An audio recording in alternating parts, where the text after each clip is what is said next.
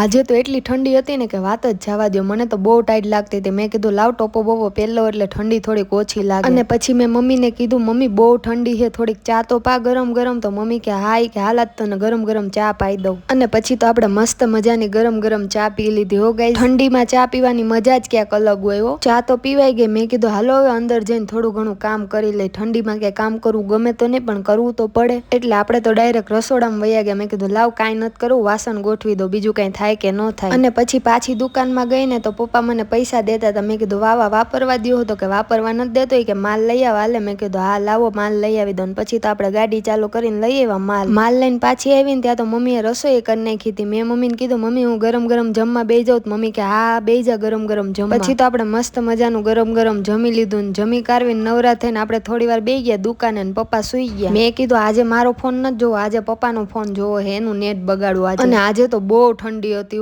મેં કીધું થોડો તડકો નીકળે ને તો નાઈ આવું, પણ તડકો નીકળો જ નહીં. અને પછી તો આપણે બાર બપોરે નાઈ ધોઈને થઈ ગયા તૈયાર તો નહોતી થઈ, નાઇટ ડ્રેસ પહેર્યો હતો. પછી કીધું લાવો માતાજીને દર્શન કરી લો, હમણાં તો કેદુના દર્શન નથી કર્યા. દર્શન કરીને બહાર આવીને ત્યાં તો આપણા મીનુબેને આવી ગયા હતા. મેં કીધું આવો આવો મીનુબેન. ને પછી તો જો આપણે પાછો ચાનો ટાઈમ થઈ ગયો. તો મેં કીધું લાવો ફટાફટ ચા પી લો. હું ચા પીતી હતી ને બાજુમાં આવીને મીનુ બે ગઈ કે મને તો ક્યાંક આપો. મેં કીધું તારા માટે કાંઈ નથી, તું વઈ જા અહીંયા. અને પછી તો વયા ગયા આપણે આપણા રૂમમાં. ને રૂમમાં જઈને આપણે તો પાકિસ્તાની ડ્રામા જોઈ લીધું. કોણ કોણ આ ડ્રામા જોવે જરાક કોમેન્ટ કરજો. અને પછી મને જો ભૂખ લાગી હતી ને તો મેં તો દાળિયા ખાઈ લીધા. તો આજ માટે આટલું જ. મળીએ કાલના નવા વ્લોગ સાથે. જો વિડીયો ગમ્યો હોય તો લાઈક કરો, શેર કરો અને ફોલો કરજો. Tata bye bye guys.